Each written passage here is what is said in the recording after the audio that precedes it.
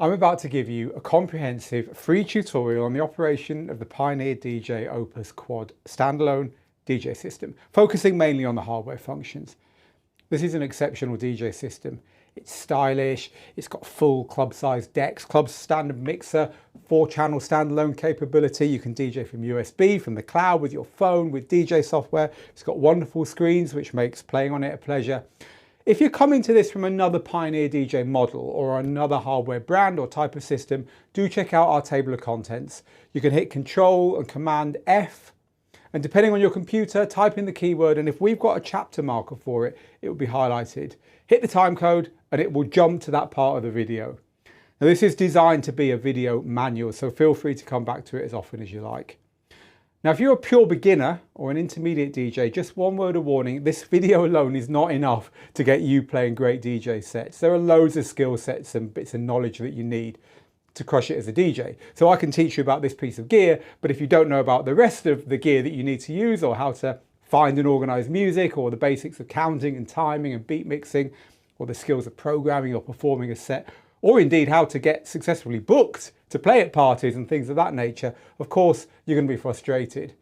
When I got started back in '92, we didn't have YouTube. We had to learn by trial and error. I learned how to play on cheap belt drive turntables and a crappy Gemini mixer. It took me years of frustration before I got good. I remember nearly giving up several times. Of course, I'm glad I didn't. DJing's become my career. It's brought me decades of joy. So I want to make you that promise. You are going to get frustrated, but my job as your teacher is to get you through it. Too many people who want to learn to DJ spend months or even years locked away behind closed doors, practicing all the wrong stuff, or worrying that today's gear is so complicated that they'll never get it. Yes, it is complicated, but it makes DJing easier than ever if you practice the right things. That said, we've got a crash course on all of this. It's called the Complete DJ course, where I teach you all you need to know how to DJ on modern gear fast. Even better, it works with the Opus Quad, but with all DJ gear. Once you've followed the course, you'll be able to play confidently on anything. It's about 80 lessons, and you get access to me as your tutor, which makes it a phenomenal investment in your DJing.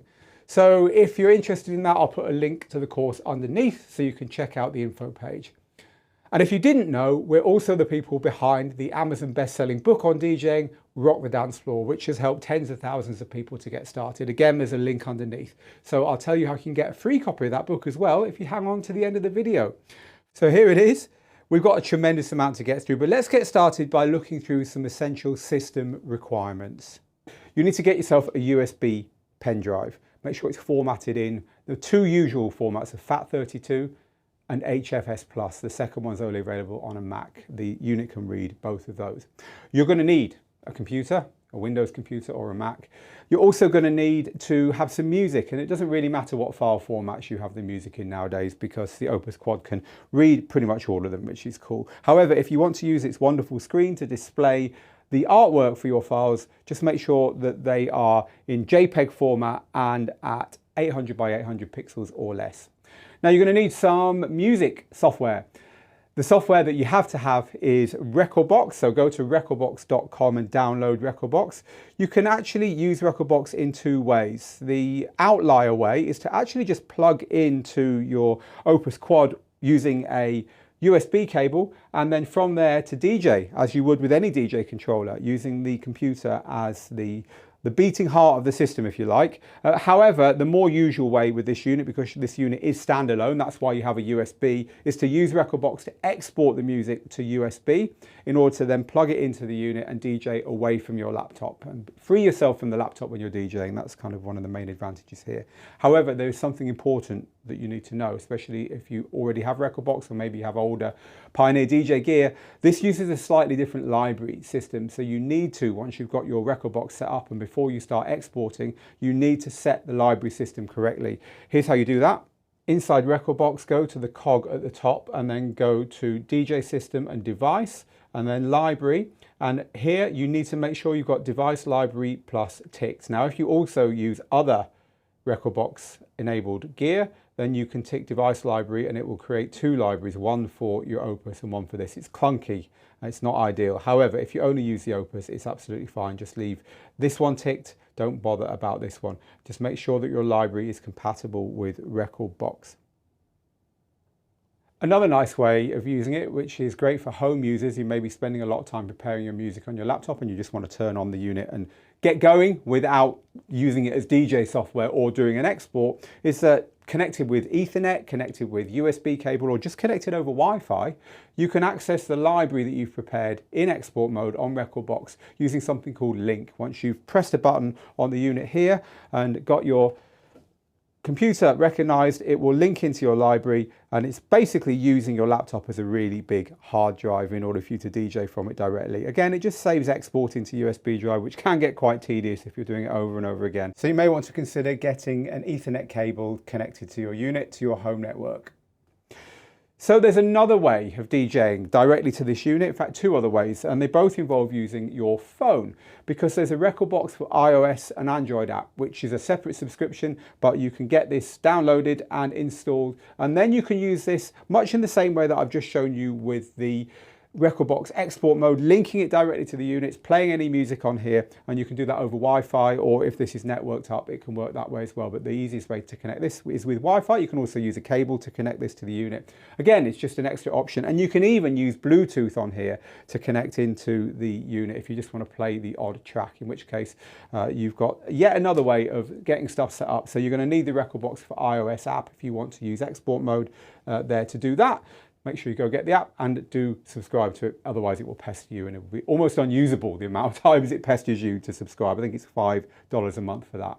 Apart from that, you have one other software option. Your other software option is to use Serato. This will also work with the Opus Quad, and when you plug the Opus Quad in, it will unlock Serato as well, so you don't have to pay for that software. So go grab Serato, download it, install it, do what it asks, and once it's all working, a USB cable around the back of this unit plugged in will enable you to use Serato as normal DJ software as well. Apart from that, all you need is a pair of headphones. Here's our Digital DJ Tips branded ones, you like that? And a pair of speakers. Speakers again will plug in around the back of the unit, and these need to be powered speakers, or it needs to go off to an amplifier. This doesn't have a built-in amplifier, so the speakers need to be amplified from this standard RCA output, but you have other outputs as well. We'll look more at the inputs and outputs very shortly. However, now that we've covered the system requirements, let's cover a few important setup things that you need to know. Now, Windows users need to download certain drivers in order to use the computer with the unit.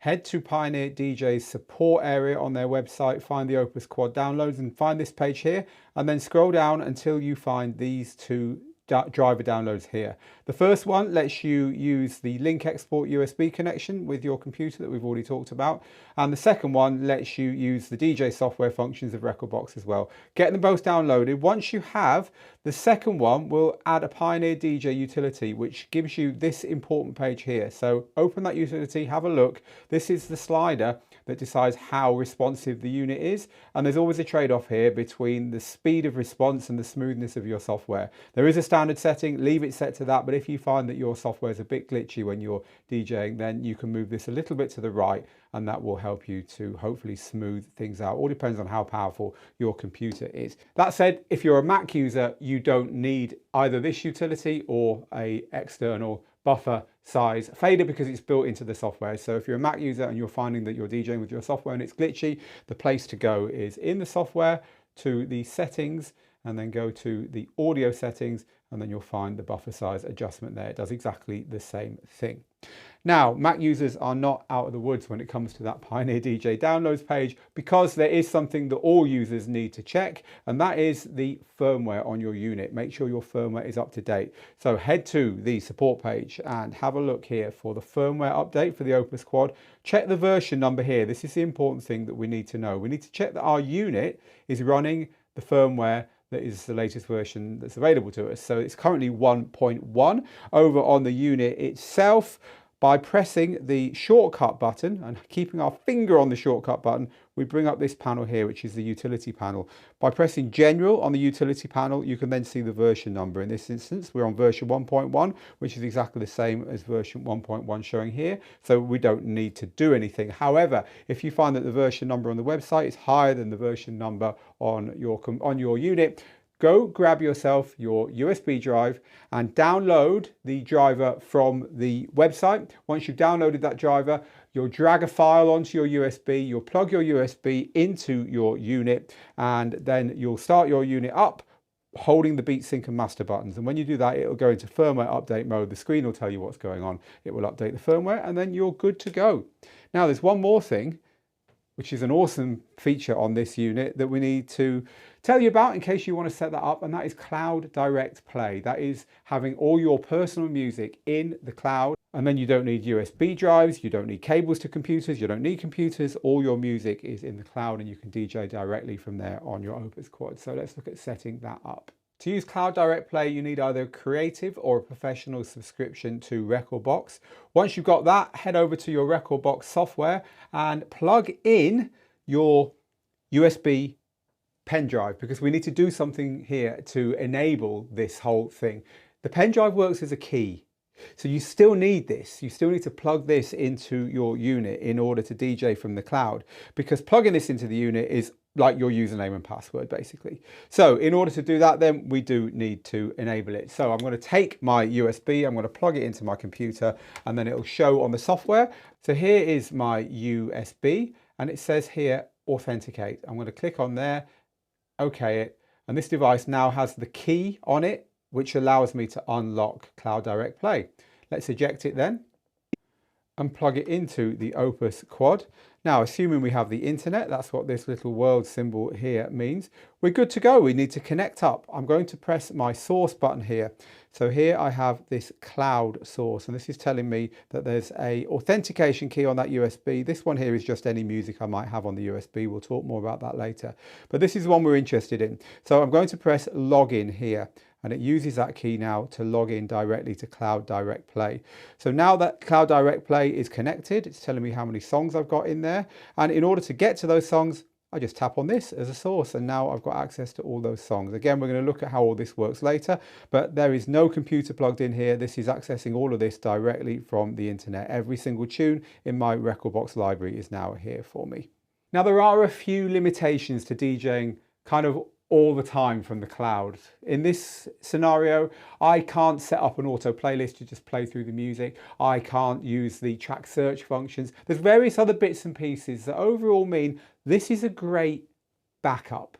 This is a great thing to have, because as long as you're DJing with the internet connected to the unit you're using, all your music is there. And so you might have a set for that evening on your USB drive ready to play locally that doesn't need the internet, doesn't need anything, has all the features. But say there's a tune you forgot to bring, well, now you can log in very quickly and a touch of a button, go and grab that tune to DJ with. So I think the two work hand in hand. Anyway, we are moving a little bit ahead of ourselves because we haven't even had a proper look around the Opus Quad yet. Now you've got all your music set up, now you've got everything you need to actually use the unit. It's time we learn what all the controls do. Let's spend a while now, because there are a lot of things to go through, talking across all the controls, all the inputs and outputs, and everything that's on the unit. So let's have a very quick tour to open up. This is a zone control for the second music zone that the unit can control. It can actually have two separate places where it's playing music, which is really cool. There's your volume control for that. This is the volume control for your DJ booth. This section here, and there's two of them of course, the deck sections, they've got a screen dedicated to the deck and also controls for the deck as well. So here we have our beat effects, which puts a mode in here for an effects section, and this is a smooth echo effect as well. So we've got effects control on this little area here. The beat effects also have controls down here. Again, we're going to talk about all of this stuff in detail. This is your first overview. This whole section here is both the touch screen and what's referred to as the browse section. It's where we browse through our music as well as do other things. Because it's a touch screen, it gives us a lot of really interesting ways of controlling stuff. Over here, we've already looked at it, the USB section. There's also more USBs around the back. We'll be looking at them shortly. So here are our two jog wheels, but it's not just a jog wheel. There are other controls for the jog wheel as well, and that's what these are here. So this is the microphone section for controlling the volume and other things about the microphone. There's another microphone which we'll move on to very shortly. Down below it, the headphone section, the headphone mix and the headphone levels, and these buttons work with the headphones as well. This is another set of effects, and these effects work with these knobs here on a per channel basis. Talking about the channels, these are your 4 input channels. They're all mixed here, they're all EQ'd here, and then they're sent up to this master output here, and here are the meters that work on the individual channels and also on the master output. Round here at the front, here is that second microphone section. The input is at the front as well, quite convenient, and here's the controls for it. And then here is where we plug our headphones in. So moving around the back of the unit, this is the first of the 2 USBs we find here. This one is like the ones on the top, but it's useful for plugging in, say, an SSD actual drive, because it's an easier place to plug it in and tuck it away. This one, on the other hand, is a USB-C, and this is good for plugging in your computer. Here is the Ethernet, aka link cable. This is giving us the internet at the moment, and also a link back to the laptop. Kensington lock. And now we get to our outputs. So the first 2 sets of outputs, the one I've plugged into here is the RCA unbalanced output. It's good for plugging into something nearby. I've got it plugged into my nearby speakers. If you're running longer cables, then this is the one to use. The professional XLR outputs typically go straight to a PA system. This is the zone outputs. We've already seen the zone volume control for a completely separate music zone. We'll talk about how to control that later on. And these are the TRS outputs. Again, they're balanced. These are for your booth speakers. So there's 2 inputs on the Opus Quad for extra CDs or for turntables. And this here is the ground pin if you're using Technics turntables or some other brands that let you plug in a separate ground from the 2 RCA inputs. So the microphone input for the first microphone controls that we saw on the top of the unit is here. The other one we saw a second ago around the front. And then here we've got our on-off button and our IEC, aka kettle lead, for plugging AC power in. One of the really nice things about the Opus Quad is the quality of the screens. The number of screens you've got and how good they are means it's a real luxury to use this unit thanks to them. So let's look now at the screens. We're going to start with the touch screen. We're going to look at the browse function. We're going to look at the source, and we're also going to look at the waveforms. Let's start with the source because we've seen this one before, so it won't take us long to cover off what we don't know here. So this is the list of the things that we can get music playing on the unit from. Currently, I've got a USB drive plugged in. I'm on the internet and I've got CloudDirectPlay enabled. So that's why I can see Cloud here, but also this is the local USB. Any music that happens to be on this USB drive here would show there. Now on this view here, it tells me a bit of information about the drive. Also I can change the color of the drive. So this changes the color of the icon here, and also in a couple of other places you'll see the drive referred to now with this color. So a nice little aesthetic touch there. This button here will allow us to eject the drive successfully and safely. And this one here will load settings from the drive itself, so from the USB drive, that have been predetermined on Rekordbox. So if you wanted to have settings for the Opus Quad that were loaded when you loaded your music, that's how you would do it. Right, here is the browse. This is where we're going to spend a lot of our time looking through the music. So I just press browse to get to it. Other ways to get to it, I could press tag list. I'll talk to you about that a little bit later, and I could also press playlist. For now though, browse will do us. So you can see here, we're looking at a list of music. We're looking at the top here at where the music is, cloud, and down here are the categories with which we can browse the music. We've currently got album, track, key, playlist, history, matching, and date added. You can change these categories in Rekordbox, and then they'll come in on the USB card if you import your settings. It's one of those things that you can change when you're doing that. At the top here, I've got a back button. This is like a browser back button. So for instance, if I go into the album view and then go into an album to look at the tracks on that album, I can use the back button to get back, and it'll tell me what it is I'm getting back to there as well at the top of the screen. So we've also got a whole host of information once we're on a screen and browsing something. In this case, we're browsing that album. We've got the preview waveform here. This is a little look at what the waveform is like on that track, and we can touch the waveform to have a preview listen to it in our headphones, which is really cool. Here we've got a view giving us information, the number of the track in the track list, also the title of the track, BPM and the key of the track, and the key lit up is telling us that these ones are compatible. We can also have a second view here. By tapping this little button here, I can choose to have, for instance, the artist against these track titles in this view, and then I can sort by artist, or I could sort by track title here. So it's a nice way of making this a little bit more useful to you. Again, you can choose what shows in that drop down in Rekordbox, and then you can bring that across on the USB drive. Notice this artwork showing here. This is one album, so of course this is the artwork for the whole album. But if I was to go into the artist, into the track view here, you can see that it's going to load different artwork for each of these tracks as they appear. And I can also look in more detail at any track by pressing this little eye at the top here, which will give me all the information about that track in a very easy to see panel, along with a bigger version of the artwork. Now sometimes there's something called a track filter button up here, which lets us filter what we're looking at by various criteria. It's not here now because I'm in the cloud view, but I will show you that a little bit later on. What I want to show you now though is this one here, really powerful search. So I can type into there anything I want. So for instance, I want my track called Air Drums. I just typed in the word air, and as it was going through my collection, putting the letters I was typing in against the metadata for each track, it was narrowing down, and all I had to do was type the first three letters, and I can see one of the tracks that's come up is the track Air Drums that I was looking for. So I can cancel anything I've typed there. I can also get out of search by tapping on there.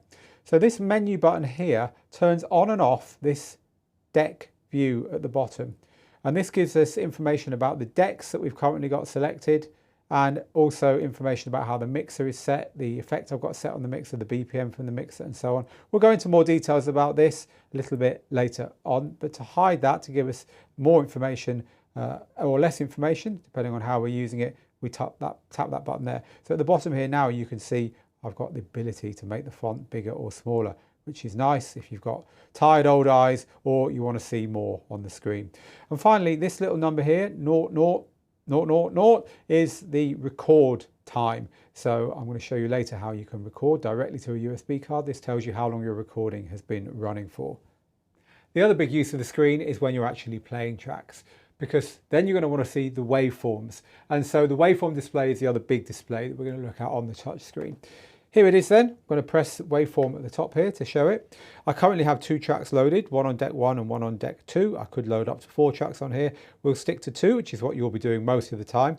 And so on here we have, at the top here, we've got deck 1 and deck 2 in this big enlarged view here, which shows us the waveform itself, any cue points. This A and this B are showing me cue points, and loops and hot cues and so on are all showed on here. We also have these lines, and these lines will be a little bit more obvious if I just zoom in by turning clockwise on here. I'll zoom into the waveform. These lines are our grid lines, and there's also a mode where turning this will let us adjust the beat grid. We'll talk to you more about that later. You can change the color of the waveforms so that they are more to your taste, but at the moment I've got them set to 3 color, where each one of those 3 colors indicates a different frequency. Here's our basic information for each track: the deck number, tiny piece of artwork, where it's come from, the BPM and the key. If I tap on key, I get this key shift function where I can move the key up or down without changing the tempo of the track. Down towards the bottom here then, we have 1, 2, 3, 4, a summary of what's going on each deck. So this is the deck number, and then this is the overall waveform, which is displayed slightly differently. It's displayed like kind of a mountain or an outline rather than this waveform here, but it's essentially the same information, but this is always going to show us the whole track, whereas this is going to show us whichever part of the track we're currently playing. And so down here you can also see we've got our cue points, and the timings here are currently set to the time that's left on the track, and you can change that to set time past if you want. We've also got the title of the track here showing in these are decks 3 and 4 empty. So we've already seen this bottom part down here. One thing to point out here though, when we're playing tracks, on air will tell us whether the track is actually playing, and that depends upon whether the faders are open and therefore whether audio is going out to your audience. So a nice way of knowing for sure, especially when you're playing over more than 2 decks, which ones are currently in the mix. So I was talking to you about luxury, right? And the real luxury for me is to have these screens above each of the decks. They give you such a better view than trying to squeeze it all in here. And it's something that's unique currently to the Opus. So let's have a little look at one of these 2 decks. Here we've got the current setting for the beat loops. If I were to trigger the auto looping, that's what I would get. The same for the beat jump. Here I have my quantize value. We're going to talk to you more about all these things later on, but again, we're just having a quick overview here, aren't we, of everything that's on this.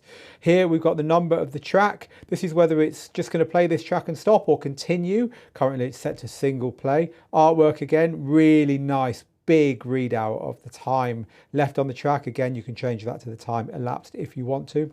Over here we've got the key of the track, whether we've got master tempo engaged, that's what MT means, which means that when we speed up or slow down the track, the key will either move or not. Currently it won't, it will stay the same. This is the key. 6A is a way of representing musical key. Tempo then, this is plus and minus 6%. That's how much the tempo is going to change when we move the tempo slider. Here is the current setting. It's currently at minus 2%. And the BPM is currently set to 127.4. Master means this is the master deck, which other decks will sync to when we hit the sync button. And down here we have the display showing us that waveform that we've already seen on the master deck again, which is showing us the cues, hot cues, loops, and so on, and the 3 frequencies of the track and the overall waveform view, which again we've seen also in the browse view. This is just stretched a little bit more because there's more space for it there. So there's actually 2 other screens here. They're the screens in the middle of the jog wheels, and they've got useful information there too, although they don't need to have artwork or numbers because that's all on the top screens, which is quite cool. Let's take a little look at them then. So you can see immediately I've got these 2 lines here, which are the transport, showing me the movement, the rotation. You'll see this ring here that appears when I touch in vinyl mode, and when I take my fingers off it goes away. This little dash here is telling me where the cue point is set to, the temporary cue. The colour of this ring here and the temporary cue is telling me the last cue point I pressed, the last hot cue I pressed. So if I press the red hot cue there, then these 2 things change to red. You can have this one here tell you that without this one. This one can be changed so that it's always the orange colour for the temporary cue. It's currently set so that it goes to the colour of the last one I pressed at the top. That's your choice. Let's move back to that awesome touch screen in the middle of the unit, because I want to show you how you use the joystick and some of the touch controls here. So we're going to start with the joystick. This is new, and there's a few ways that you could use it. So rotating it left and right will move us up and down through whatever list we're currently in browse mode. Pushing it up and down will take us a page up and down through the list. So if I want to keep scrolling through this large list of tracks here, you can see it's moving down a page at a time here, just quicker than doing this to get all the way down to where we want to be. Now here I have my little waveforms that show me what the track is like before I even load it. Now I can listen to that. By pushing the joystick to the right, it'll play that track through my headphones only from somewhere in the middle. And if I push the joystick to the left, it'll play the same track from the beginning. Remember, this is always going to happen in our headphones, and all we have to do is use the joystick to do that. So this is a way of listening to the track without even loading it. The traditional way of checking out a track, deciding if you want to play it next as a DJ, is to load it onto the deck that you're not playing to your audience, put your headphones on, set the headphones to that deck, have a listen. If you don't like it, take it off the deck again. You can go through your whole collection doing that here really easily without having to do that by just using the joystick. You can even use your finger to do that. So I can touch on the track anywhere I want. I can scroll. I can touch on another track without it being selected. Really fast way of having a quick look at the tracks and deciding if they're for us. Now, you can select and unselect a track by pressing down on the joystick. So this one's currently selected. Now it's not selected. And as I pressed on it to unselect it, it displayed the actual deck buttons down here. So I can load that track now onto one of these decks. Now I'm going to do that by turning the joystick left or right, and you can see it's now moving through those decks so that I can choose to load the track, for instance, onto deck number 2, press that down, that track now loads and plays on deck number 2. So back to the browse menu. I could have done that by just tapping on the deck, by the way, so like that, it'll do the same thing. Also, with touch, I can quickly go through a list here, just like on a phone. Now, another way of loading is to use these load buttons here while we're talking about loading. If I want to load that track to the deck on the left, I press the track and I press the left deck button, and now that track loads to the deck on the left and it goes there to show me that it's there. Right, the next thing I want to show you is an even faster way of moving around your library, because while moving up and down like this is good, and while if it's a small playlist you're looking at, going like this is good, there's a better way using, again, the joystick. So if we're organized alphabetically, which we are now, and you can see that because track is lit in blue, we're organized from A to Z. I could go the other way around by tapping it, but it still remains alphabetical. I can hold down on this button, on the joystick's button, and it'll suddenly give me the letter of the alphabet. And now I can move clockwise or anti-clockwise to move through the alphabet. It'll take me to the beginning of each letter's list within that playlist. And then when I get to, let's say I want a track beginning with T, I go to T, I press the button again, and now I'm back to normal mode where I can use the other methods to move through my T's. So a nice way of just being a little bit faster. Now, if we're not organized by letter, let's say we're organized by BPM. So now this isn't lit up in blue. So now if I hold this down, obviously it's not going to organize by letter because that's not how my playlist is sorted out. It'll just say, look, really fast scroll, and now I can move really quickly up and down through the playlist just like this in the same way. Same kind of speed, but obviously it's doing it by BPM. So on a low BPM song, I can get down to the bottom of my list really fast that way. Now, a little bit earlier, I told you there were two other ways of getting to your collection other than pressing the browse button, and they were playlist and tag list. Let's look at how those two work now. So playlist is easy. Tap playlist and it'll take you to the currently selected playlist, or I can move back to my list of playlists. So in this particular library, I've got one playlist called demo tracks. And if I had more, they'd be listed down here. So if you've got pre-prepared playlists, it's just an easy way of getting to them. If I press browse down here, remember we've got all these ways of viewing the library down here. If I press playlist here, it'll take me to the same place, but that's two buttons, right? Browse, playlist. And so this way I can get to that same thing by just pressing that button there. The other one though is more interesting, I think. It's tag list. So if you've ever DJed with vinyl, you'll know that one of the ways of kind of like getting the next half dozen tracks would be to, you know, you've played a track you like and you think, right, I'm onto something here. You get your Rekordbox and you go through and you pull up halfway, like the next half dozen tracks you want to play, right, for the next 20 minutes or something. Just a way of almost filtering down to the tracks that you really want just for now, temporarily. Then you put them down again when the moment's passed or when you've played them all. There's a way of doing that digitally. So here's how it works. You use the tag list. So I'm going to press tag list now. I get an empty screen. Why? Because I haven't tagged or pulled out of the box any tracks at this point. Go back to my main list here and I'm going to go into this playlist. So we'll pick a few tracks that we want to play. Let's say that one there is one we're interested in. I'm just going to press tag track.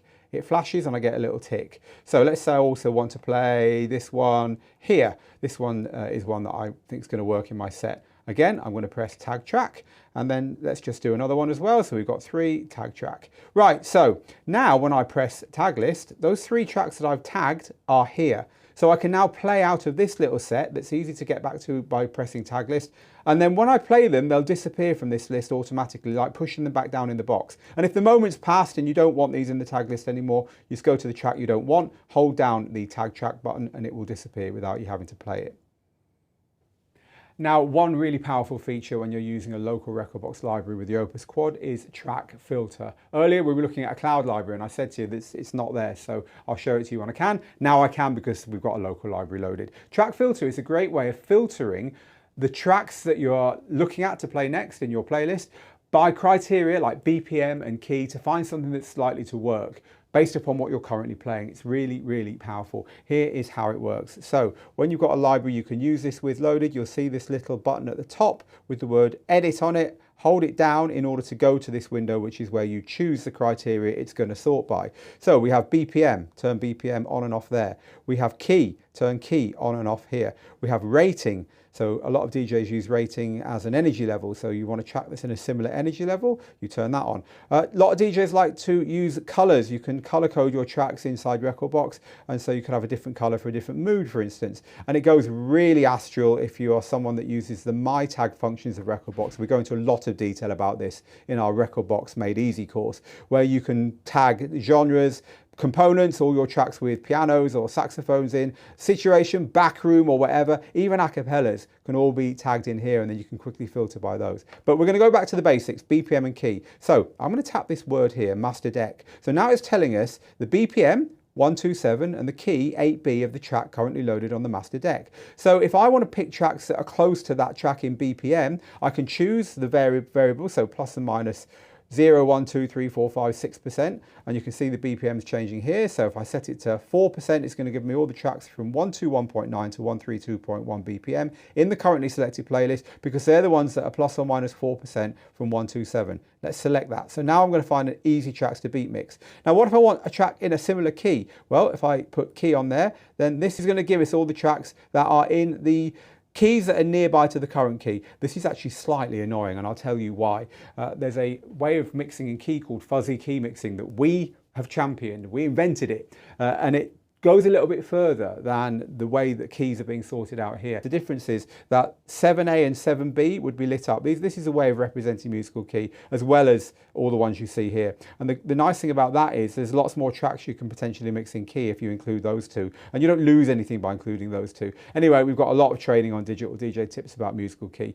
This does a good enough job though, so just take that thought and hold it if you really want to get involved in key mixing. Fuzzy key mixing is the way to go, and it's not currently implemented on the Opus Quad. However, we've now set this to show BPM plus or minus 4% from the currently selected track, and key, something that is in the same key or a compatible key. And that'll do for now. That's set. So I can get out of that now by tapping that. Right, so now notice this is set in blue, and now it's showing us all the tracks in this collection that are in the same or a compatible key, and you can see that because the keys are lit up here. Rekordbox will always light up the keys down here in green that are compatible with the currently playing track.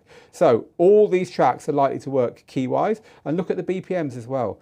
It's going from 125 down to 132, and our current track is at 127 or 128 or something. So that's done exactly the same thing there. It's given me tracks that are in a similar key and at a similar BPM in order to mix with. If I want to go back to my main collection, by the way, I tap that again, that stops being blue, and now I can see everything.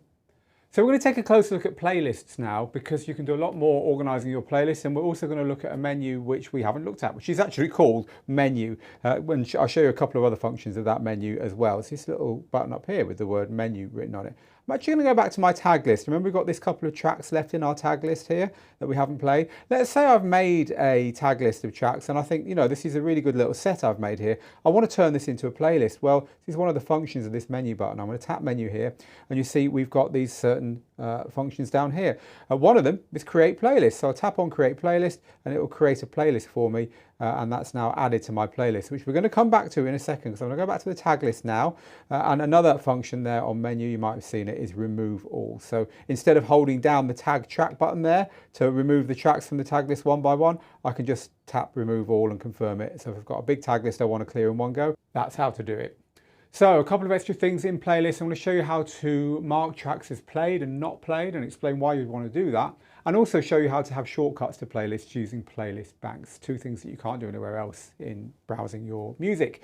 So the first thing then is in marking tracks that are played. Now, why would you want to do that? Well, look, I've added some extra playlists here for this demo. So I've got some mini sets at the top here. Quite often DJs will have 2 or 3 tracks they like to mix together, and they'll organise them into little mini playlists.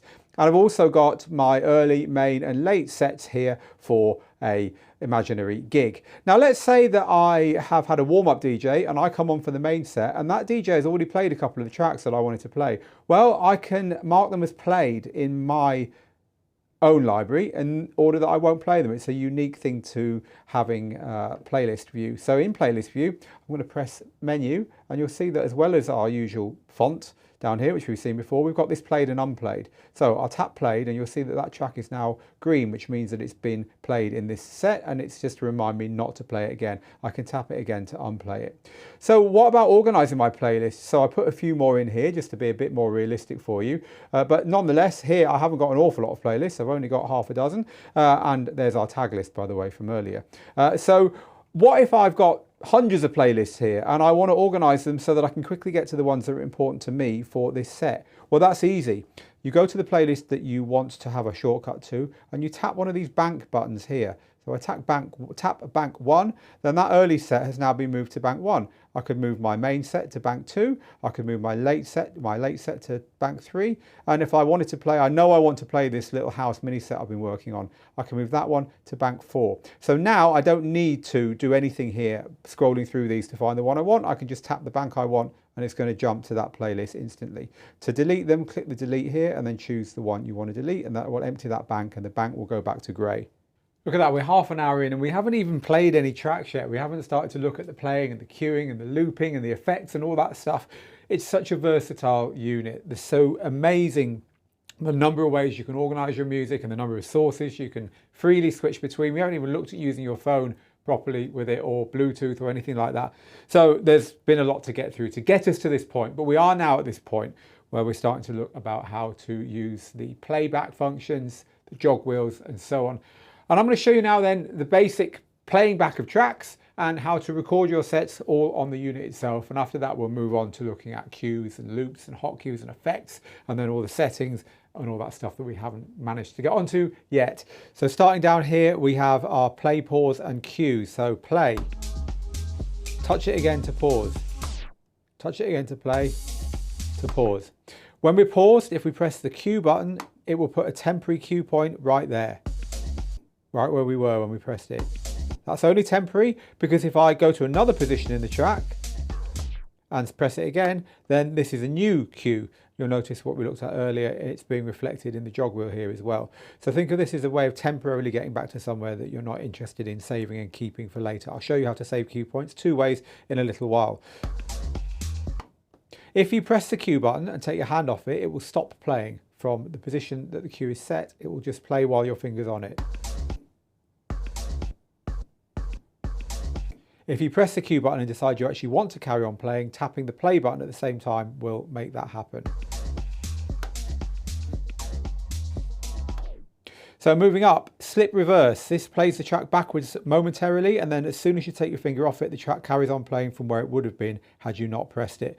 Often called censor because it's used to make sure swear words never get heard.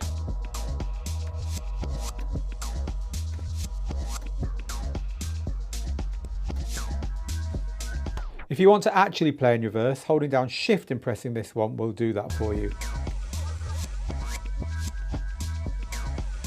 Until you press it again. Beat jump we'll be getting onto very shortly. Moving up then, this is new to Pioneer DJ because they haven't used this kind of loop encoder before. This is what we would call an endless loop encoder. This lets you set a loop length, and you can see that changing here. And then when you press it, that loop will be engaged. It's now engaged a 16-beat loop on the track, which you can see on the waveform as well.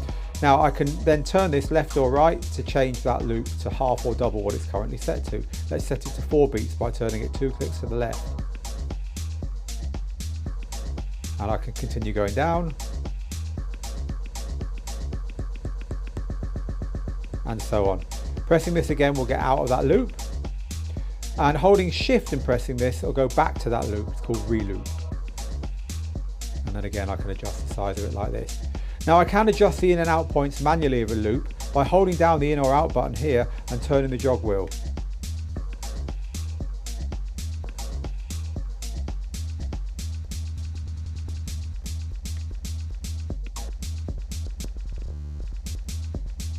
I can also use these buttons here to set a manual in and out loop point without using the beats. So I could have one starting there and ending there if I wanted. This button called Quantize we'll talk a little bit more about later. It's a way of making sure when you set cues and do other things, it all happens nicely on the beat, and so keeping your mixes nice and clean. So across the top here, we've got our hot cues. I'll talk to you more about hot cues in a little while. Here is track search. So this lets us move to the beginning of the currently playing track, to the previous track, or to the next track in the playlist. To get to the beginning of the currently playing track, tap the back button once. To get to the next track, tap this button once.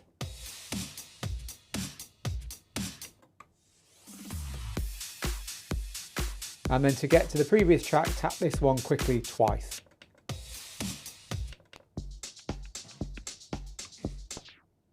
These are the deck buttons that decide which deck we're currently controlling. It's a 4-deck controller, but there's only 2 jog wheels. So this is the way we say I want to use the other one.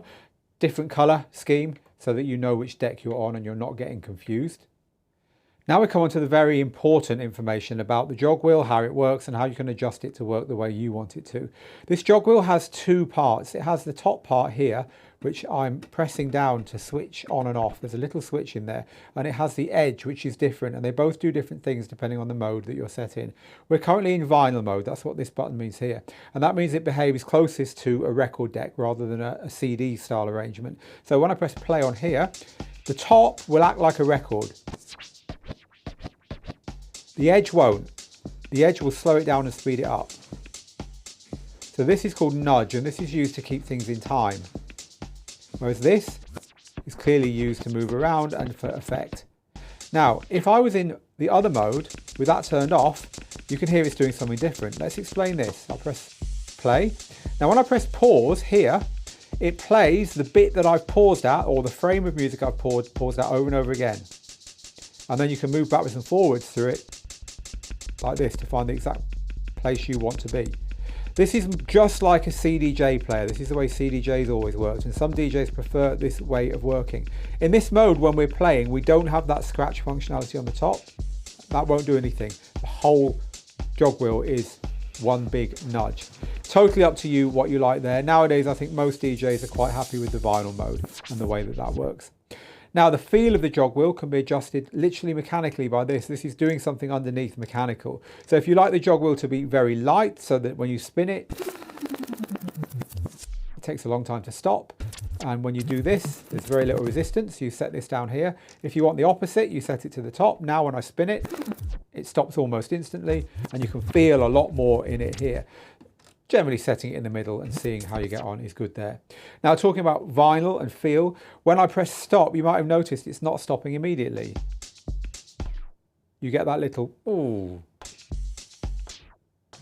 And that's because this is set to somewhere in the middle, which is about right for most people. To give you that feel of vinyl, if I put this all the way to here, then when I press stop, it just stops dead. If I set it all the way up here, it'll take a long time to stop.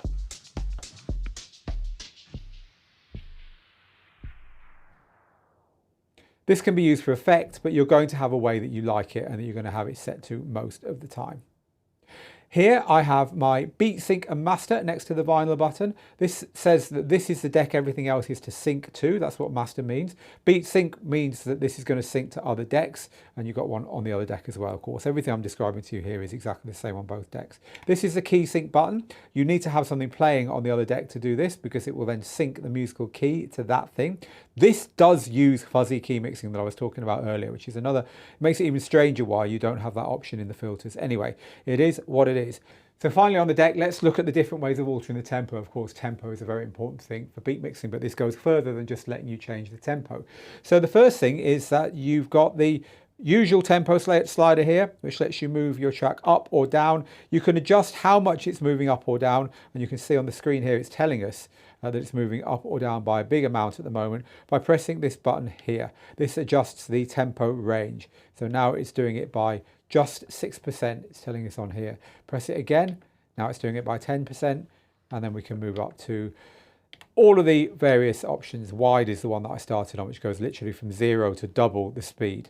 So I say 10% is about right, I think, for most people. Master tempo will stop the pitch going up and down when the speed or tempo is going up and down. So at the moment, master tempo is on. The pitch won't change when I'm altering the speed of this track.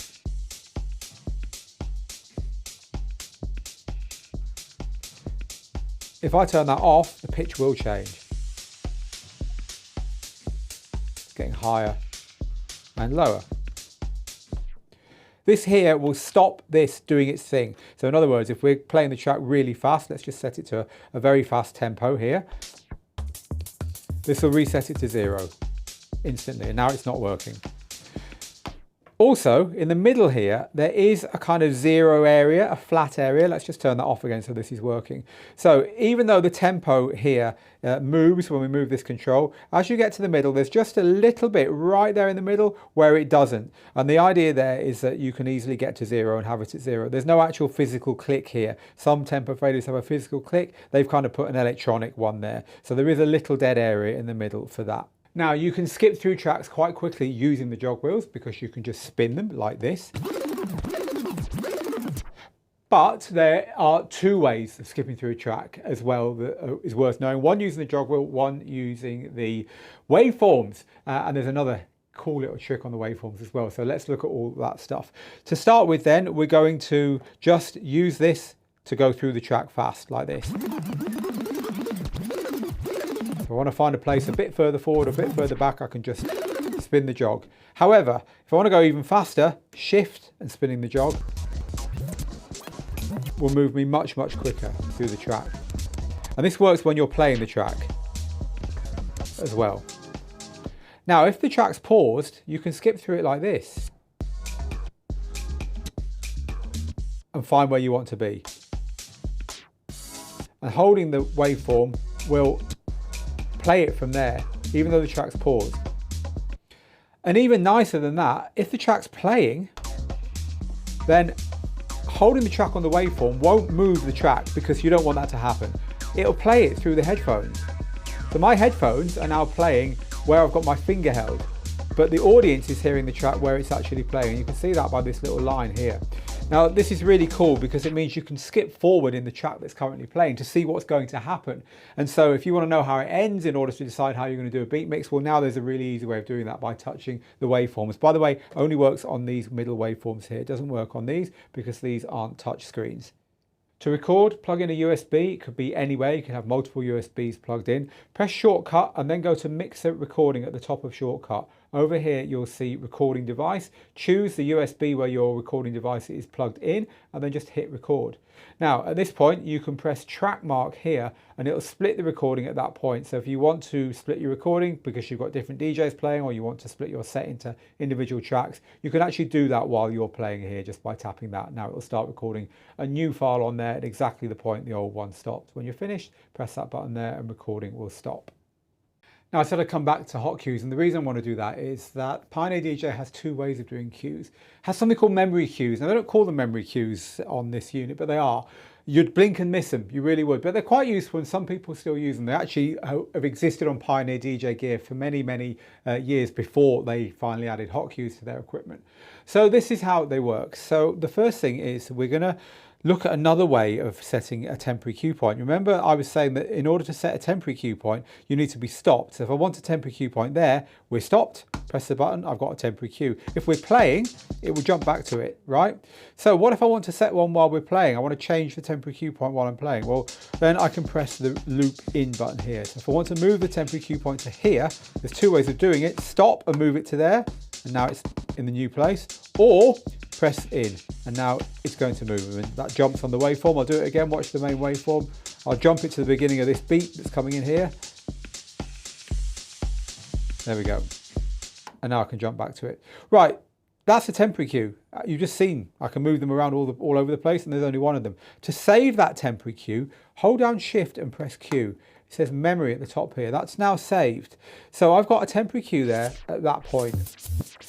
Now some DJs like to use this memory cue because they've always used it to mark points in their tracks that they can get back to easily. Let's just mark a couple more and I'll show you this method before we then move on to a little bit later on looking at the more modern hot cue method. So in order to do that, we're going to find another place in the track. Remember, we've just set that first one there.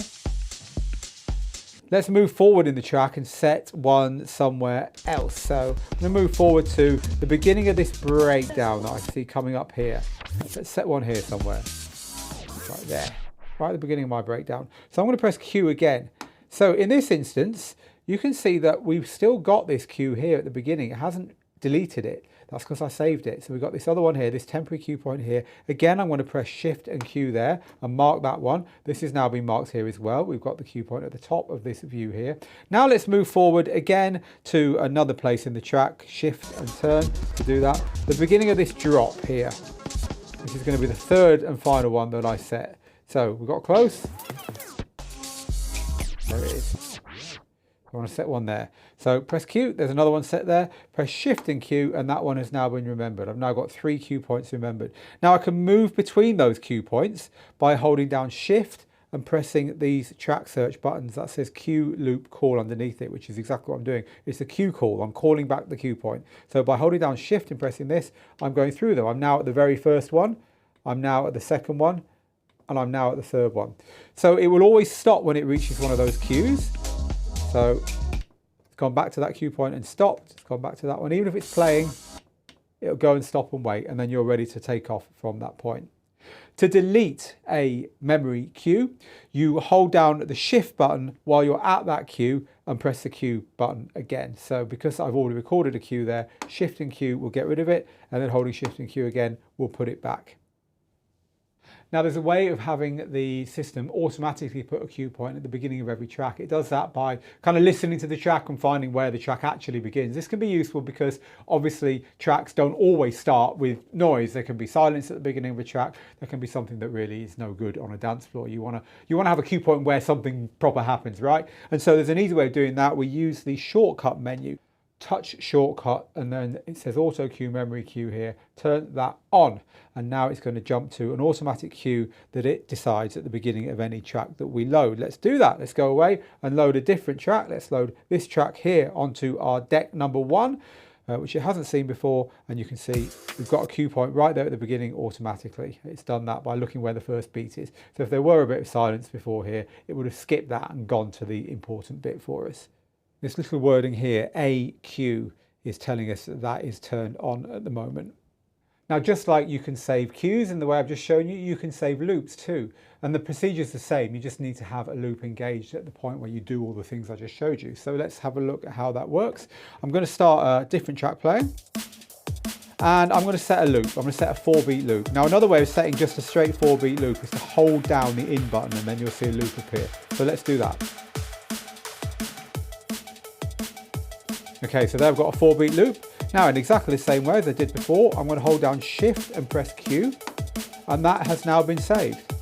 So I'll get out of that loop, let the track carry on playing. Now we'll set another 4-beat loop here at the breakdown. Again, I'm going to use the in button here to do it, just to demonstrate this new way of setting a loop. Now that's looping. I'm going to hold down shift and press Q. There's another loop saved there. Let's get out of that one. So now we're going to save a normal memory cue like we did before. So this time I'm just going to press the loop in button to set the cue point where it is, there. And I'm going to press shift and Q to save that. So now I've got 3 things saved here. I've got 2 loops and a cue. And to go between them, just as before, hold down shift and press track search. It's taken me back to that cue point. There it is. Shift and track search, back to that cue point, back one more, and there's the first of the loops. You can see it's there, all on the waveform. And there's the second of the loops by pressing shift and back again. I can move between them. It stops and waits. When I press play, that loop is automatically engaged for me. So this is just another way of using the functionality we've just seen for cues to also save loops. So why do I keep saying, you know, this comes before hot cues, this is the way we used to do it? Well, there is a new way, and I do believe that the old way is on its way out. It's like I say, you'd blink and miss it on this unit, as opposed to Pioneer DJ's more traditional gear. That's because hot cues and hot loops are the way forward. That's why you get these lovely big hot cue buttons across the top here. This is probably the way that I'd say 90% of DJs use this functionality now. So let's look at how it works with these. So these are really, really simple. So let's load a completely different track. So we're starting afresh with something that hasn't got any cues or loops on it. If I want to set a hot cue, I just press any of these hot cue buttons and they light up. And there we go, that one's lit up in a red color. And also in a red color on here, I now have a hot cue set there. And on the waveform, it's got the A, the letter A on the hot cue to tell me that's hot cue A that I've got set. I can set the next one a little bit further on. One set there. I can move through the track to find somewhere else I want a hot cue. Set one here somewhere. Very boring track actually, but hey, all for the purpose of education. So these are all different colors you see.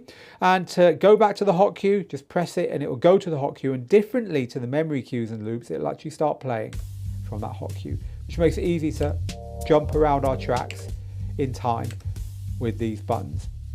To delete these, hold down the shift button and press the hot cue that you want to delete. Now these are different colors. As you saw, you can have these set so that they're all green, or they're all orange if you save hot loops. I'll show you how to save hot loops now. This is a choice. I'll show you where you alter that a little bit later on. Right, so what if I want to save a loop to one of these? Well, hey, guess what? I set a loop going. There's a loop set there. Let's set a 2-beat loop there. I want to save that to there. Press that button. It's now saved there as a loop. So when I go away from that, let's just get out of that loop, start playing. Let's set a hot cue at the next one. There's a hot cue set there. I can skip back to the hot cue.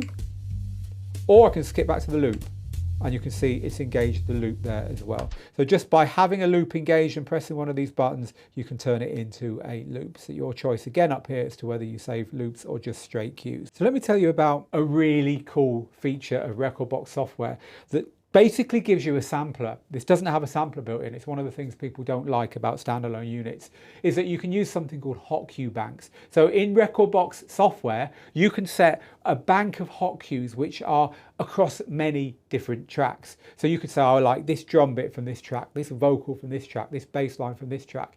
And then you can load a hot cue bank onto the Opus Quad. And then those A to H hot cues that we were just using will trigger playback from different parts or loops in each individual track. So basically you're playing bits from 8 tracks at once on the buttons, which is very similar to a sampler, of course. So if you're interested in learning how that works, we cover that as one of the many things we cover in our Rekordbox Made Easy course, which is available from Digital DJ Tips. It's a really cool feature and a good tip if you wish you had a sampler on your Opus Quad.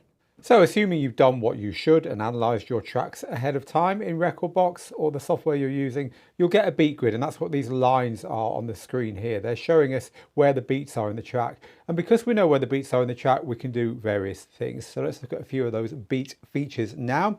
The first one is beat jump. So beat jump lets us jump forward and backwards through the track by a set number of beats that we decide upon. Very useful way of moving through the track without the audience noticing. So by pressing the beat jump buttons, it's currently set to 2 beats. And it's moving forward and back 2 beats. Now you can hear that because 2 beats is not a usual number of beats to jump by. But if I move that value from 2 beats up to something like, say, 8 beats, then it's going to be very difficult to hear that I'm doing anything, which can be useful for moving around in a track while it's actually playing. To change the beat jump value, you hold down the shift button and press the buttons here, and the new beat jump value shows on the little screen here. So if I set that to 8 beats,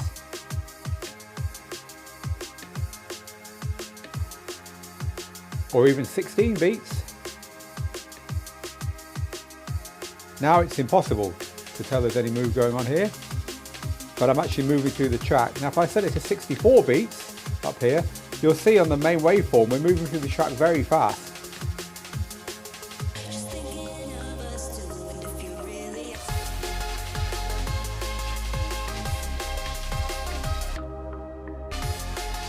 But really it's difficult to tell anything's going on unless you know the track, of course. So it's a very useful way of moving around in your tracks, as I say, while you're actually in the mix. Now another nice feature here is for taking what's playing on one deck and throwing it over to the other deck. And this can be useful if you want to free up a deck, or you want to then use exactly the same version of the song playing on the other deck at the same time in the same place in order to do some tricks, maybe cutting from one to the other, throwing them slightly off time. You could do that using beat jump. Anyway, it's called instant doubles. It's really, really simple to do. With the track playing on one deck, double tap the other deck's load button like this. And you can see now they're both playing here together and they've both been lined up properly. And so you won't hear a difference when I move the crossfader across. But in fact, look, you see, that one's off now. We're now listening to that deck. Now, all of this stuff requires that you have your beat grids correctly. That's what these lines are down here on the track. These lines are showing us where the software thinks the beats and bars are. In order to use beat jump properly, in order to use quantize and loops and cues properly and have effects tie properly to the beats, you do need to have the beat grids set correctly. By far the best way to set your beat grids is over in Rekordbox software. It's got all the tools for doing this. You don't really want to be setting beat grids on this unit because, hey, why would you? You've analysed in Rekordbox like a good DJ ahead of time. And so really the beat grid controls here are more to correct beat grids that you suddenly notice are slightly wrong. There's some things that do sometimes go wrong. So for instance, the track might be guessed at double or half the BPM it should be, or it might be right, but the beats are just slightly off. So there's ways of correcting that using the beat grid controls in here. Let me show you how you do that then. Just load a different song to this deck to work on. So here's a really simple beat. and you can see it's beat grid, but let's just assume that this beat grid wasn't correct. Let's assume these weren't on the lines and I wanted to correct it. I hold down the encoder here and it brings up the grid adjust controls at the bottom here. So I can move the grid slightly to the left or right just by turning this knob here. You see the whole grid is moving here. It's fine because you don't want to be moving it in big chunks. It's going to be close enough, and you can use this to get it exactly where you think it should be. Another way of doing that is to use the jog wheel to find that first beat and to put your cue point there. And then you can use this button here, snap, and it will snap the grid to the cue point you just set. You see that's now moved to there. So that's now in the right place. Often it will get the beat right, but it will get it slightly in the wrong place, as you saw there. So that's an easy way of correcting that. The other two things that it'll often get wrong is it'll get the BPM double or half what it should be. And if you see that, these half and double buttons here will help you correct that. If you get it all wrong and you just want to return it to how it should be, click the reset button. And finally, the shift button in the middle, that does absolutely nothing. I've checked with Pioneer DJ, so stop searching for a use for it. It doesn't do anything, at least at present. Once your beat grids are correct, of course, the sync button comes into play. And the sync buttons here will sync to whichever deck you've got master on. So if this deck's the one I'm playing, it will automatically switch it to master, but you can use these buttons here to switch any deck you want to the master deck out of the 4 you've got available. And then hit the sync button on any other deck and it'll sync its BPM to that deck, and it will line up the beats as well using the beat grids that you've currently set.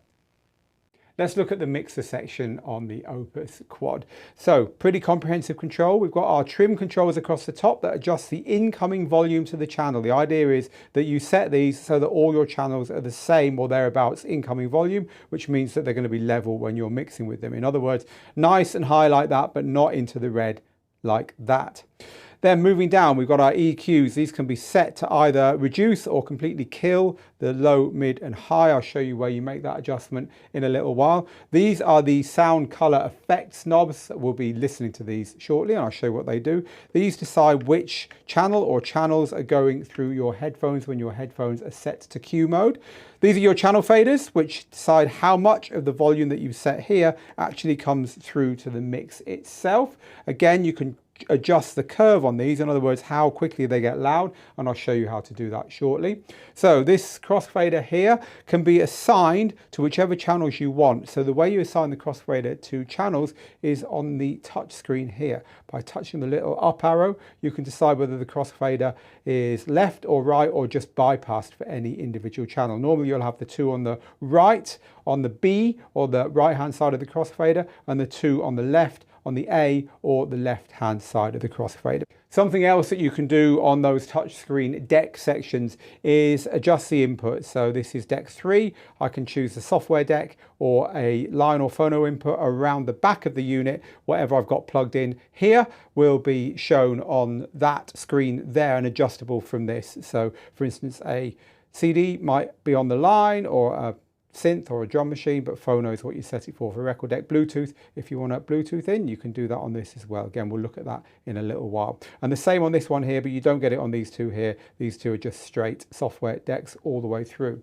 Moving to the right hand side of the mixer, as on all Pioneer DJ mixers, this is where we find our master volume control. So this is the master volume control. Turning this up will bring these VU meters up, and it's giving us a sum here of everything that's going on here. Again, the idea here is that we don't go too far into the red, too often into the red. We keep it just nicely below that to be loud, but not too loud. And if you really push it, you get a clip indicator that lights up here that's telling you that you really are distorting the unit and that you need to stop immediately. Now, to monitor the sound in your headphones, you need to have a volume control, and you need to decide whether you're hearing the master output or what is pressed on the cue buttons. Remember, I showed you these cue buttons here. How do you know which you're going to get, cue or master? You use this knob here.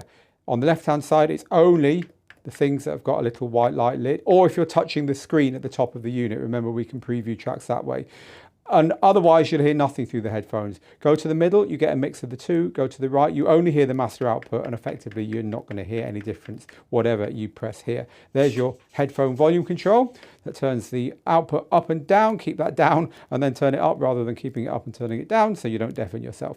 Now, Let's look at adjusting a few things, not only here, but I've also talked about adjusting the curves on the channel fader and the crossfader. You do that by going to the shortcut button at the top, tap that, and the shortcut screen comes up. There's lots of things on here. We're going to come back and look at a few more of these, but this is the EQ to start with. So if you want your EQ to only cut rather than cut off, you press it there, press ISO. Now the EQs will literally kill the whole channel. So you see I'm turning that channel here down all the way, and there's absolutely no audio coming through it at all now because I've set that to ISO. If I set that to EQ, you'll see that it's still coming through a little bit at the top here.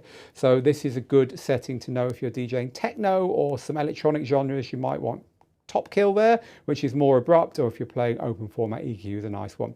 Channel fader curve, this is the up faders. This is having a curve that takes a while to get to high volume. That's pretty much in the middle, and this one's pretty much at high volume, even when you put this up just a tiny bit there. So then we've got the crossfader curve. Again, you've got 3 settings here. So you've got a very smooth setting where in the middle, both of them are dipped a little bit. This one here is kind of cross between the two. And this one here is a very tight crossfader where it's effectively acting like a switch, which is what you want if you're a scratch DJ. Also up here, we've got this control here. So you might look at the Opus Quad and think, it hasn't got this, I really need it. This is the headphones mono split button. Do this and the headphones will put the master through one ear, and it'll put your cue outputs, in other words, what you've got pressed here, through the other ear. And that means that you can DJ completely on headphones and you don't need to use monitor speakers, which can be a great way of doing things if you're DJing at home at night, you don't want to disturb anyone, or you're in a club or a venue that's got no monitors or really poor monitor speakers. And that is something you don't normally get on controllers. As you move up the price range, it's something that gets included. People say, why isn't it on the Opus Quad? This is an expensive controller. It is on the Opus Quad, it just doesn't have a button. You need to find it here in the settings. Remember I told you the Opus Quad can play music to a second zone? We'll talk about that a little bit more in a minute, but for now, while we're talking about headphones, this button here lets you hear what's going on in that zone. Holding it down will trigger it. You've got to keep your finger on it or else it'll go off again. So it's one of those buttons where this is what you've got to do. When you're finished, take it off and the sound will stop coming out of your headphones. Talking of the booth, plug your booth speakers in here and then control the volume of the booth speakers with this volume control here.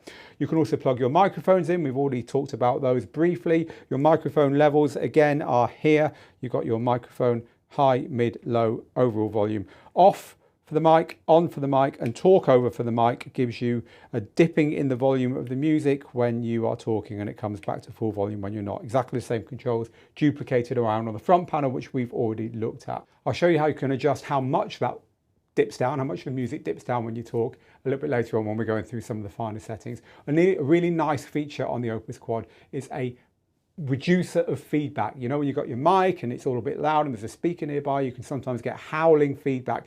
There's a cool way of reducing it. You do that on the screen here. Get out of there and go back to here. So here we've got this mic setting here, and we can choose whether we are applying what we're about to show you to mic 1, mic 2, or both mics, and here it is.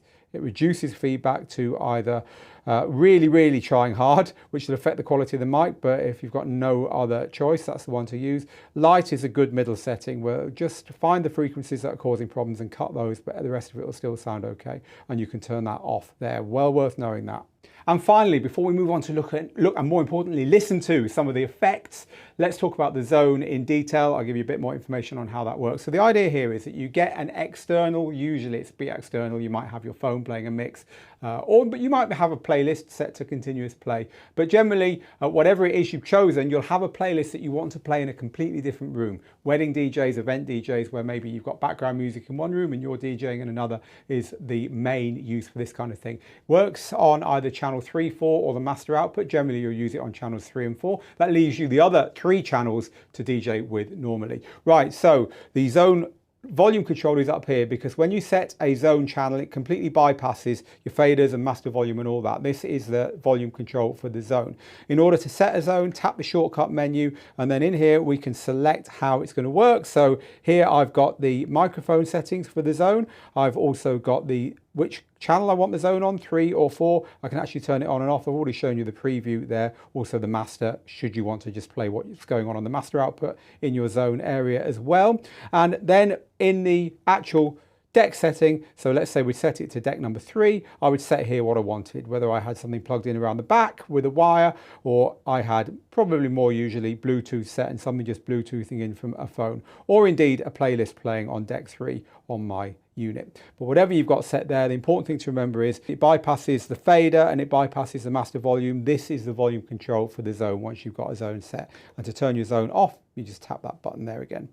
Let's look at the sound color effects, a very powerful part of the Opus Quad because you get several of them and you also get an extra knob that you don't often get on DJ gear on this part of the setup. So the sound color effects are these 4 knobs here, these buttons here, and this 1 knob here. This is a bit that's unusual, a parameter knob, but also it's unusual to have 6. A lot of DJ gear has simply 1, the filter, but this has got a whole range of them here for you. The more you turn this knob away from center, the more the effect is on. When the knob's in the center, it's effectively like having the effect turned off here. Nothing will happen. Even if the effect's turned on, and when it's flashing, it's on. When it's not flashing, it's off. Even if it's turned on, if the knob's in the center, then you won't get any effect. Whichever one you choose affects all 4 at the same time. You can't have a different one of these for each of these knobs. You can on some DJ systems, but not on this one. So let's have a look at them all individually. We'll start with the one most people know, the filter. Start a track playing. This direction gives us a low pass filter. And this direction a high pass filter. The parameter gives us a resonance, gives us a more musical sound the further it is this way.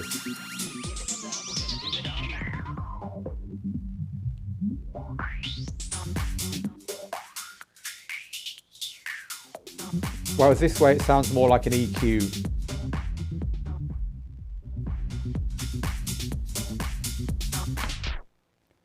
Space is a reverb. When we turn away from center towards the left, we get a reverb on the middle and high frequencies. And in the other direction on the middle and low frequencies. The parameter is the amount of reverb we get, so the higher this is, the more pronounced the effect.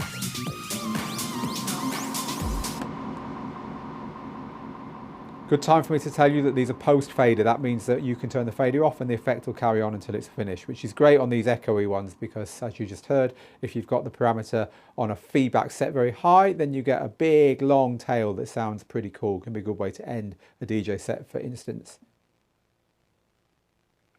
Dub echo is an echo, whereas space is a reverb. Dub echo is an echo. 2 similar but slightly different types of effect.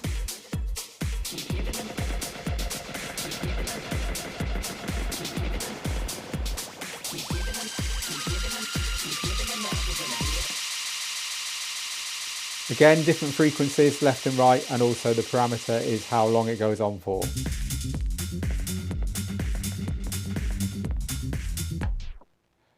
Crush is a kind of lo-fi 8-bit effect.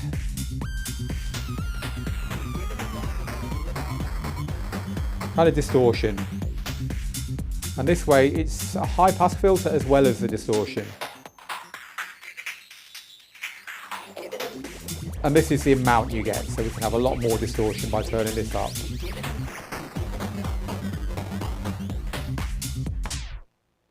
Sweep is actually 2 effects. If you turn it to the left, it's a gate, which will make quiet sounds go away. So let's have a look at that.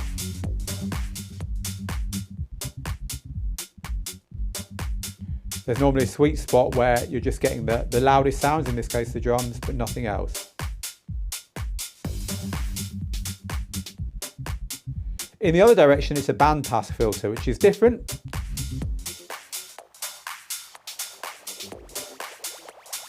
It's a production effect. In this instance, this is just the amount of the effect, or the wet dry. Noise is an interesting one because actually you don't even need to have any music playing. It's an additive effect. It puts this over the top.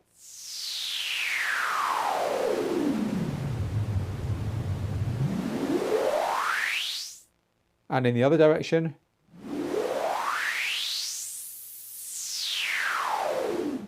this is the volume. Often used in breakdowns, the idea here is it adds a little bit extra as you're dropping a big part of the track, gives a bit more excitement.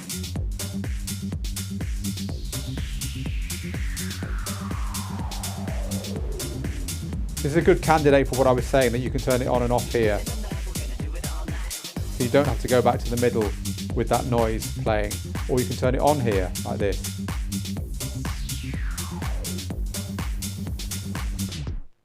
We spend an awful lot of time here at Digital DJ Tips teaching DJs to use effects properly, to know when they're complementing the music or when they're frankly annoying people, and also the whole concept of less is more with effects. Know why you're using them. However, we've no time for that now because it's time to move on to the next big set of effects, which are on all Pioneer DJ gear, and they're extremely well implemented here. So these are the beat effects. Let's take a look at those. The beat effects are controlled on all Pioneer DJ mixers and systems by this area here.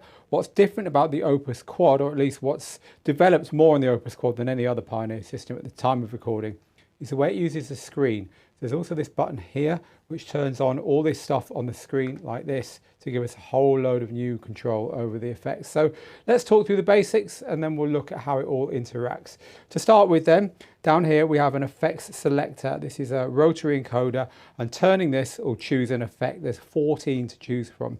So in the very bottom corner of the screen, as I turn this, the effect that you've got selected changes. You can see that more clearly on that view there. You can see the effect is changing there, and that happens whether or not we're on this screen. We could be on our waveform screen and choosing an effect, and it would still show down in this bottom corner, along with a list of effects you can see have come up here. So that's going to help us choose something if we don't want to go all the way to the effects screen, although there are advantages to using the effects screen, which I'm about to show you. So this knob here chooses the effect. This button here decides what happens with the beat. Because the big difference between the beat effects, and the key is in the name, is that rather than allowing you to choose how deep the effect is and how much of the effect is going on and so on, as you can with the sound color effects, where you've got your hand on here, you're doing all this stuff, these effects are a little bit different. These are tied to the beat of the song. And so these two buttons here will decide how much the effect goes around or cycles every beat or bar. So for instance, at the moment, this is set to 4 beats. So this flanger effect is going to cycle every 4 beats. But by pressing the buttons here, I can change that number at the top to something different. A bit like when we're looking at loops and halving or doubling the length of a loop. So I can move it to, it's now half a beat because I pressed that button 2 or 3 times left to go to a smaller amount. Now the tap button here is for when you want to tap in how it does this. So instead of using beats and bars, you can just tap in that you want the effect to cycle this regularly by tapping in the beat that you want. It can be very useful if you're playing a song where the beat grid isn't correct and you want an echo effect, for instance, to stick tightly to the beat of the song. This knob here is slightly different in that this takes over from the beat and allows you to actually decide how quickly the effect cycles in milliseconds. So at the moment, we're set to half a beat here for this effect. And if I were to turn this knob here, then that is going to stop saying half a beat up here, and instead it's going to give me the length of the effect in milliseconds. And then as soon as I touch the buttons here again, it will jump back to the nearest beat or half beat or multiple of beats here to the milliseconds that were currently selected. So lots of ways there of controlling the way that the effect cycles or the amount the effect cycles. Become clearer when we look at all the effects in a minute. Here is the level. So this is the same as we saw every now and then when I was looking at the way the color effects, sound color effects work. This sometimes was just the level or a wet, dry or depth. So here we've got off and here we've got all the way on. Again, if this is all the way off, the on off button here is not going to do anything because this is all the way off. And there's a click in the middle, which is exactly half effect and half normal audio. So that's where you adjust that. So let's move up to the screen because the screen is the thing that is different on here. So I'm going to press the beat effects button here. So now I have this XY pad here. So this is really useful if you want to combine 2 effects. So for instance, let's just start something playing. Now I'm currently set to flanger. So what's this giving me is it's giving me the flanger left to right with minimum and maximum, and up and down. It's adding a high pass filter or a low pass filter to that flanger. Really exciting new way of controlling effects. Now, as soon as I take my finger off, it goes back to normal. But if I press hold, then it will stick.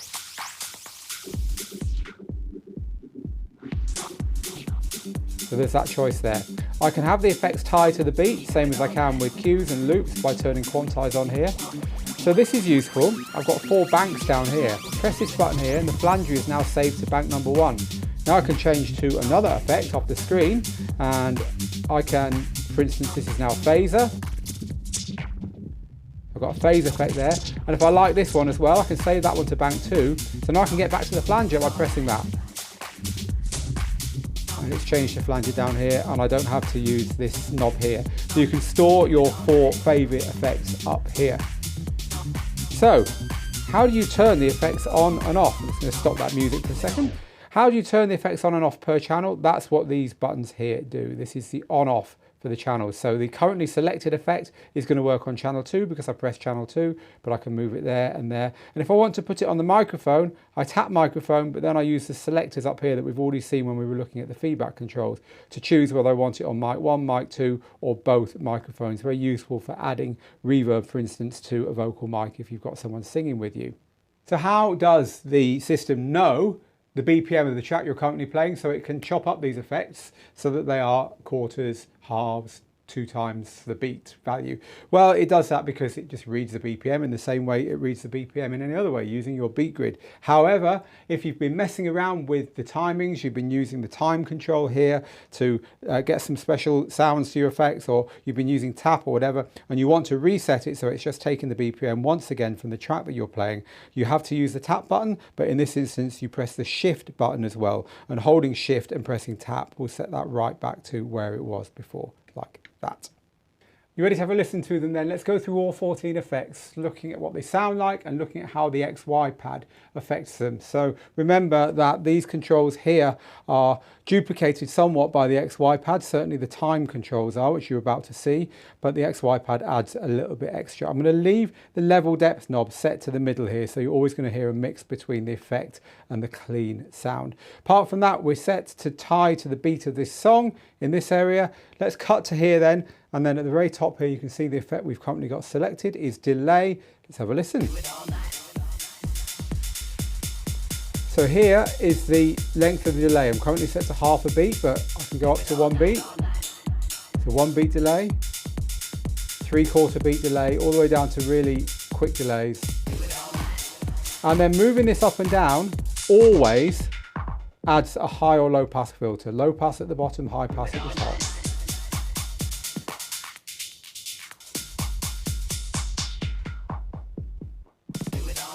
Let's move on to the next effect then, which I'm going to select here by turning this knob, and then you can see here we're on echo, so we'll listen to echo.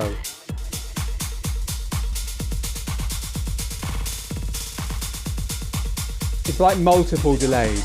So if I turn the track off with echo on, it will carry on playing until the echo has finished. Let's select another one then.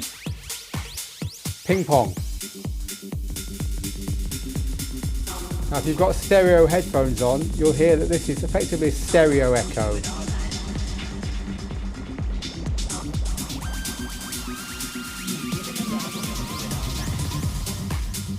The next one is spiral.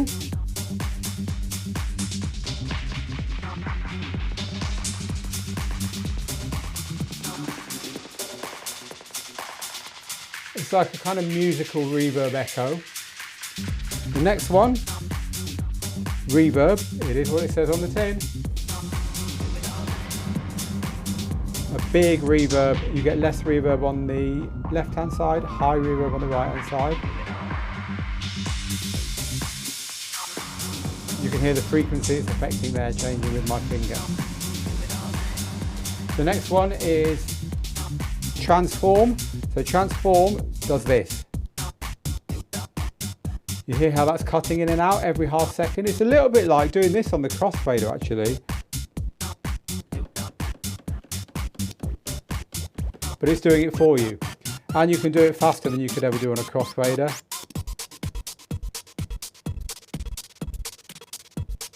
And slower. Cutting in and out every beat there. Again, with a filter added as well. So the next one is our filter, we've heard this before, but this time it's going to cycle.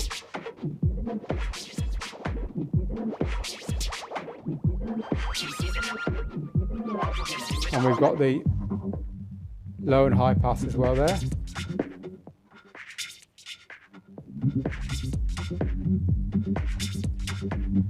And this is a little bit similar to doing this. But depending upon the time you've got set here, it will be doing it automatically for you. Moving on then, flanger. We've listened to this one before actually. This is one of the ones we've got saved here, isn't it? You can see it lit up when I got to there. Notice, by the way, that when I'm touching the screen, I'm not having to also turn the on-off button on here. This will flash as soon as I'm touching here. It's two different ways of turning it on. Obviously, it assumes if you're touching the screen, you want the effect on, or you wouldn't be touching the screen. So I could turn the knob to get to the next one, which is phaser, or I could just tap phaser. We already set that, didn't we?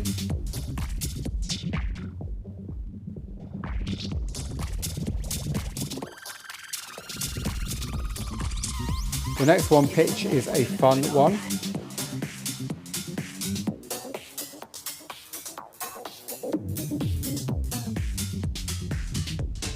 Pitching the track up and down as I move left and right with the filter, as always.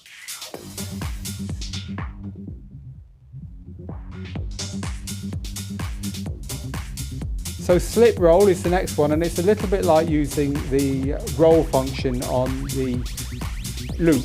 So listen to it.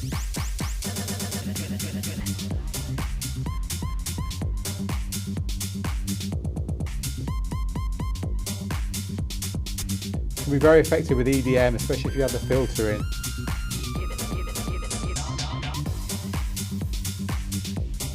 And next one is the straight roll. Roll without the slip added. I just need to get that track back a little bit because we are running out of track here for me to demonstrate these two. We've got two left, vinyl break and helix, which both actually stop the track playing. So vinyl break is the classic vinyl break sound that you could do with your turntables using this vinyl speed and pressing the stop button, but you don't have to do that. You can do it using the beat effects as well. So this is what it sounds like.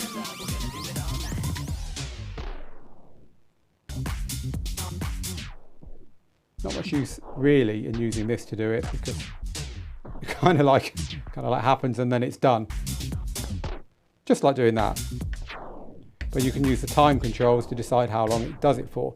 So the other one is a little bit more fun, which is the helix, which is the same kind of thing, but it adds in some nice effects as well, like this.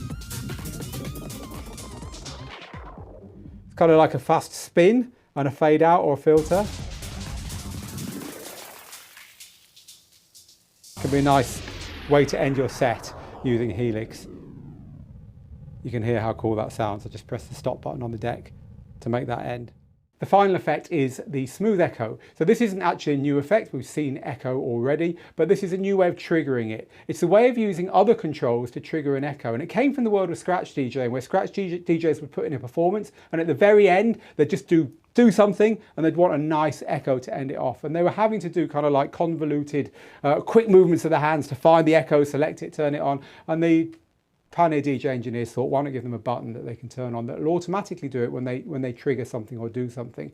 And so you can have it set, for instance, too. Let's have a look at the different settings. To get to the settings, by the way, for smooth echo, you hold down the smooth echo on-off button. This is the on-off button. And if you're away from it and you hold it down, you'll get to this page here that lets you set what triggers it. So you can have the hot cues. I've just turned hot cues on and off there. You can have the cue button. See, I've turned the cue button on.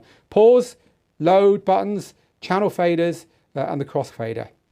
There's a special crossfader setting down the bottom that says only do it on the crossfader if I haven't touched the crossfader in the last beat, 2 beats, 4 beats, half beat. And this is specifically for scratch performances where you're using the crossfader a lot, and so you don't want an echo triggered when you're using it, but then when you finish, the final thing you do on it, it'll trigger it. Don't worry too much about this unless you're a scratch DJ. This is the most important bit. So to keep it simple, let's just set it to a couple of these. Let's leave it set to pause and let's set it to channel fader. So now when I bring the channel faders down or when I pause the track, I should get a nice half beat echo as long as this is turned on. And if I DJ using any of the other controls, that won't happen. Right, start a track playing. So currently it's not turned on. Stop button, off, channel fader, neither of those will bring the echo in. But if this is turned on, you hear that echo? And that's why, because smooth echo's on. Same with this. But not, for instance, with this, because that's not set here. If I had that set here, that would do it as well. Probably worth considering when you might use this, and maybe having a control set to have a smooth echo on it could be a nice way in an open format set of quickly moving from track to track, for instance. You could have it always set on the play pause button, so that if you wanted to just quickly move from one track to another, genre to genre, BPM to BPM, one tap will give you a nice echo to drop something else in over the top of. But if you don't want it, then you can either turn it off on the button or just mix out another way by using the faders or the crossfader and make sure that isn't turned on. So it's there when you need it, set to the controls that you want to trigger it. So with a USB cable connected to the back of the Opus Quad, heading off to the laptop, and with the laptop on Rekordbox, this time though not in export mode but in performance mode, we can use the Opus Quad effectively as a huge DJ controller, and it is frankly no different to using it with any DJ controller. This is the tiny little Flex 4, which controls Rekordbox software in exactly the same way as the Opus Quad does that I'm about to show you. And so to end off this tutorial, I want to talk you through the way you can use it and show you the way you can use it with not only Rekordbox but with Serato and VirtualDJ as well. And then I want to show you how you can use your mobile phone to connect either within the whole link ecosystem where you're connecting digitally and you're using a library on your phone that's analysed in Rekordbox software, or just quickly, rough and dirty, connecting with Bluetooth. We've mentioned it, but I'll show you how it works. So at the end of this section, you'll really have a good idea of how easy it is to not only connect all these sources, but to switch between them. It's a very strong point of this piece of kit. After that, we're going to look through every single setting on this screen here. I'm going to go into this utilities menu and I'm going to talk you through the whole lot. We're also going to look through the shortcut menu to make sure we haven't missed anything in order to close this tutorial off. Hey, I told you this was going to be comprehensive, didn't I? Right, first thing we have to do, hit the source button, and then we have to choose software control here. Now pressing it again will connect to the library on the computer. So on the computer, you can see here I've got my demo tracks and my disco mini set and so on. On the computer, you can see as well down here, this is exactly what we're looking at. So if I turn the knob here, I can scroll through this. I'm scrolling through my sets to choose one that I maybe want to take a look at. And you can see on the screen, it's happening down that left-hand side as well. As soon as I choose one here, I can dig into it and it's going on here again on the screen. You can see it's going on there.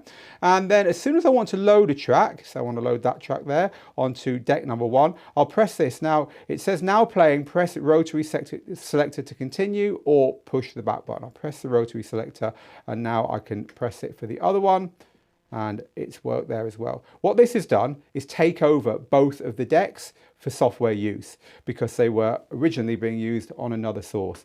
And it's that easy. I can be playing a track on this deck and I can choose a different source up here. I can load it to this deck. It will just double check with me that I want to do it and let me do it. And that way you can play DJ sets from your USB, from your CloudDirect, from software, and even, as I'm about to show you, from your phone. So this is powerful. Right, so now we've got that there, I have to just load a track and we're good to go. So I'm going to go into my music here, back to the one I wanted to load, click there. So it's loaded now on this deck. You'll see it looks extremely similar to the way we've seen everything using it with software. We've got the waveforms, we've got the artwork, we've got the times and so on. It's slightly different. Some of the controls will be slightly different, but ultimately this won't be alien to you if you've been using this as a standalone unit. The only difference is on the screen here now, everything we do on the unit is duplicated up on the screen because we're using the DJ software properly.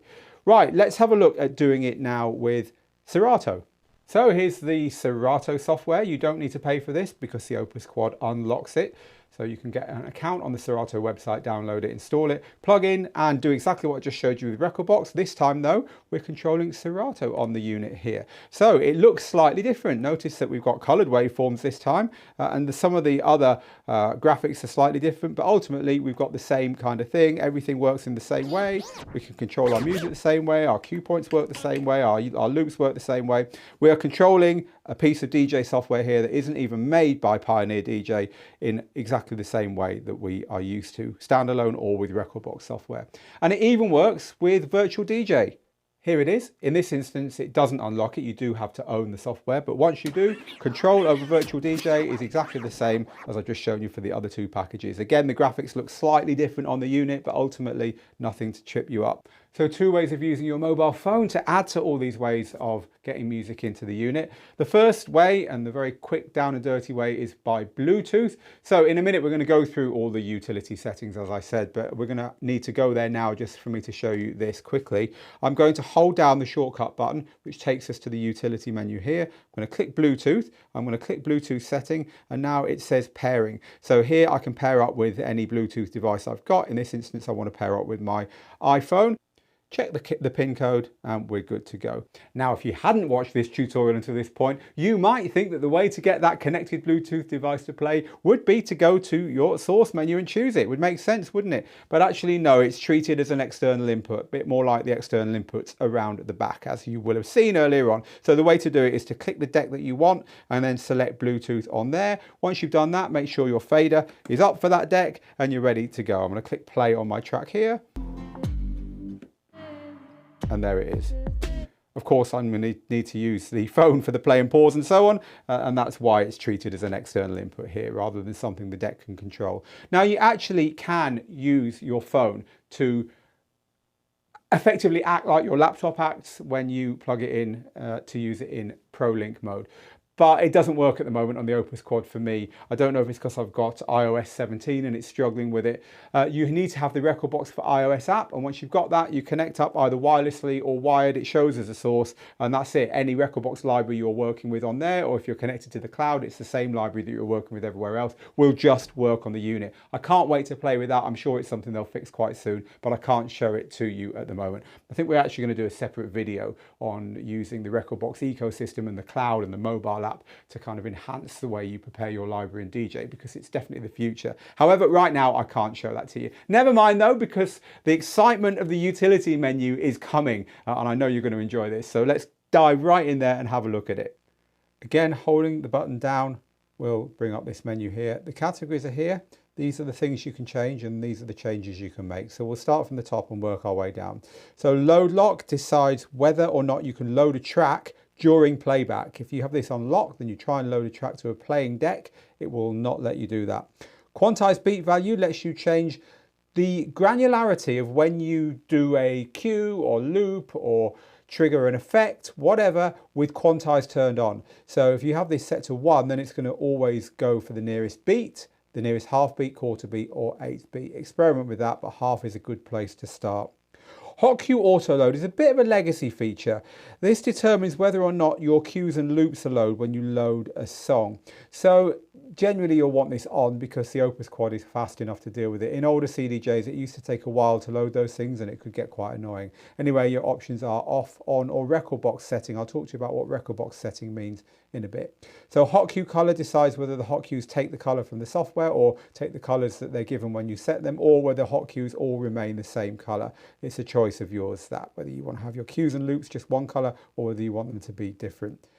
Overwrite current cue with hot cue means that when you press a hot cue, the temporary cue point will jump to that position. Auto cue level is the volume the music has to reach in order for the unit to decide that that's the start of the music. Remember, we can set auto cue or AQ as it shows on the display, so that whether we want to use it with our memory cues or with our hot cues, it says, look, as soon as the music reaches 60 decibels, then treat that as the beginning of the track. You probably won't want to touch this, but it's there if you find that it's picking your auto cues consistently in the wrong place. So vinyl speed adjust Determines whether the setting you've got vinyl speed set to works when you stop or start or both the track. Leave it on touch for most people and most uses. Play mode is one that we haven't looked at, but it's very powerful. If you click continue here, it will play everything in a playlist on a deck without you having to do anything. Great for background music and also great for the zone feature where you just want to leave a playlist playing in another room. However, be aware this doesn't work when you're using the CloudDirectPlay. Jog ring brightness and jog ring indicator do what they say. The brightness sets the brightness of the jog, and the indicator determines whether or not to blink the indicator, blink that ring when you're getting towards the end of a track as a kind of warning that you are getting towards the end of a track. Right, moving down to the mixer settings, there's lots here, but I'll rush through them, make them nice and simple for you. Channel input selector memory determines whether or not to remember what you've got channels 3 and 4 set to. So for instance, a minute ago I set channel 3 to Bluetooth. If you have that set to on, next time I open the unit, channel 3 will be set to Bluetooth, otherwise it'll be back to its default. EQ decides whether the EQs low, mid and high take the volume all the way down or just some of the way down. Set it to ISO if you want it to be all the way down. Channel fader curve and crossfader curve we've looked at before because they're in the shortcut menu, which we're going to have another look at in a second. However, these are where you set whether you want it to be tight or smooth when the crossfader or channel faders are moved. We've looked at headphone mono, split and stereo as well in the shortcut menu. Again, this lets you use your headphones to DJ in without needing a monitor speaker. USB output level just sets the volume of the USB coming out the back of the unit. Mic output to booth and mic output to master record and mic output to USB. Decide whether the microphones are sent to those sources. So mic output to booth, turn it off if you're getting feedback in the DJ booth. Mic output to master record if you don't want your microphone recorded on your recording, and the same with USB. It can be useful if you're streaming, for instance, and you don't want the mic to be sent there. Talk over mode, you get two advanced and normal modes there for talk over. You can experiment with them and see which works best with your microphone. And talk over level decides how much the volume reduction is when you talk into your microphone. Again, you can set that depending upon how loud your voice is, how near to your mouth you hold your microphone, and how sensitive your microphone is.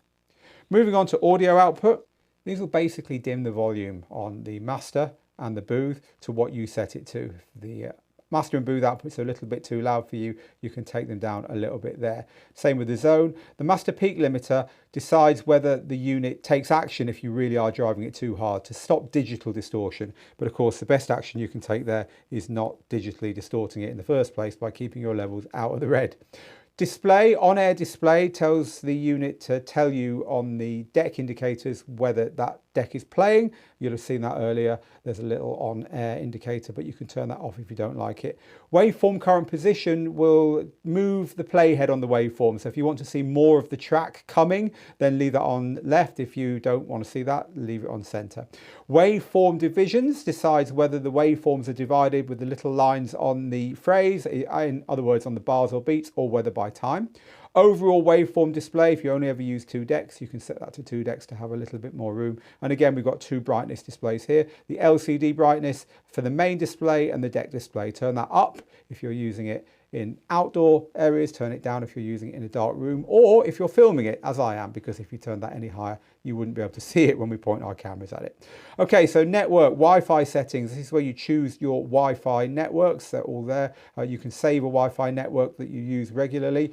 If you want to change this from a 2.4 and a 5 gigahertz to just a 5 gigahertz band, you can do that, but you have to turn the Wi-Fi off here in order to do that, and then you'll get a choice of changing that. You can also check your Ethernet info there as well, and this is the MAC address of the unit over Wi-Fi should you need that. Not sure why, but hey, it's there. We've already looked at Bluetooth. General settings here then, language, screensaver, it'll go into a screensaver mode if you leave it for too long, but you can turn that off if you don't like it there. Auto standby, save a bit of power to have the unit turn itself off if you don't use it for a little while. And then we just have various information there about the serial, the license and the version number. Version number is useful because you can check it against the website to see if you need new firmware. We're getting there. Let's go to the shortcut menu to end off this tutorial then. This is something we've kind of come to all the way through, but you might be here having not watched any of that and just want a quick look at what's in it. So let's do just that. So to get to the shortcut menu, in this instance, instead of holding down the shortcut button, we just tap it and then it brings up this menu. It's got two settings at the top here, two tabs that have got different things on them. The first one is deck display. So the deck settings, the time mode decides whether the time settings show you what's left on the track or what's gone on the track, just by switching it like that. Auto cue on and off. We talked about auto cue a minute ago, but this turns the whole thing on and off, so it won't jump to the beginning of a track and automatically cue it up if you don't want it to. Another way of changing the quantized beat values here. You'll notice that these are designed to be kind of the things you might want to come to more often to save you going to the main menu, but there are some things here that you can't find in the utility menu at all. Hot cue auto load, we talked about that. Here's another place to change it. So you can change the deck colors here. This is nice. They're currently set to amber on this unit, which is the default. But if I want to change these deck colors, I can change them to anything I want here. So if I want deck 1 to be red, for instance, now deck 1 is red, as you can see here. Didn't actually make much of a change there. Let's change it to something completely different. There you go, changed it to blue. So your choice there, you can color match it to the wedding you're DJing at. If you're an event DJ and you want your gear to match, one reason you might want to do that. Anyway, that's where this happens. I like this little feature. Also, another feature you might enjoy is the waveform color that you can change up here. It's currently set to 3-band, but you can change it to blue or RGB. This is another place to change the overall waveform display and another place to change the brightness. Let's go to mixer and recording then. So again, we've seen most of these in the utility menu. It's just giving you easier place to get to them. You can change the EQ settings here to full kill EQ, which is ISO, or leave it set to where it is, where there's still some music playing even though the low, mid and highs are turned all the way down. Crossfader curve and channel fader curve, from cutting to very smooth. Headphones and mono split, and stereo is there again as well. So this decides whether the microphone goes to the master, the zone, or both. And there's settings there for both microphones to do that. Here's where we assign whether the zone, and by the way, if you don't know what I'm talking about with zone, go and look at the training earlier on in this tutorial where I talk about it. Here's where you assign whether the zone is taking its music from deck 3 or deck 4 or just from the master. In other words, playing the same thing that the rest of the audience is hearing in the main room. Here's where you turn the zone on or off and use headphones preview for the zone. And up here we can choose which USB device we want to save to, we want to record to, and we can also press track mark to split the recording at that point, which can be useful if we want to split a recording into individual tracks or sections while we're actually recording it. So just something I haven't mentioned so far, which one of our wonderful community members pointed out to me, which is, yes, this unit has multiple USBs. We talked about that a little bit earlier on, but they're not all equal. So on the top of the unit, you get these two USBs here, which are great. They're in the place where you'll want them for plugging USB drives in and out and so on. However, the USB drive around the back is rather special because this one is faster. And so this one, if you've got a really fast USB drive and you want to plug it in here, you might find that tracks load quicker and that everything is just a lot snappier on the unit if you're DJing from USB. So that's definitely something to try. This is an awesome unit, right? And I've just given you a full tutorial on everything it does. But as I said at the beginning, this is not enough. It's not the full picture if you want to learn to DJ. If you were just looking for Opus Quad info, you've now got everything you need to decide if it's for you, to get excited if you've ordered one, or to get up and running fast if you're staring at one now, scratching your head. But there are 5 big areas of DJing, and understanding the gear is only part of the first of them. You also need to understand music, how to assemble and organize and learn a music collection. You've got to understand how to perform the techniques of DJing, what to do on the gear in order to get the right sounds coming out the speakers and to keep your mixes flowing. You need to understand how to perform so you can play gigs in public, do live streams, spin at parties, make mixtapes, whatever it is you want to do. And you also need to understand how to get your work out there. So only when you've got those 5 things figured out, gear, music, techniques, performing and promoting yourself, that you'll really start to make progress in this hobby. They're not hard to learn, but the big mistake most people make is only trying to learn one of them. Typically it's mixing. People say, oh, I just want to learn to mix. But guess what? Just knowing a few tricks is of zero use if you're not competent in using your gear or discovering music or performing and all the rest of it. So the way we teach DJing covers all those 5 areas. Now I want you to have a free copy of our book where I go into detail about that, and you can get that by joining Digital DJ Tips, which is free. All the links for this are underneath, and when you're ready, I'll be thrilled to accept you onto our complete DJ course where I'll teach you everything you need to know in those 5 areas. It works for all DJ gear, including this wonderful unit. Again, there's a link underneath for that course. I'll see you there. Meanwhile, get good, get out there and make the moments.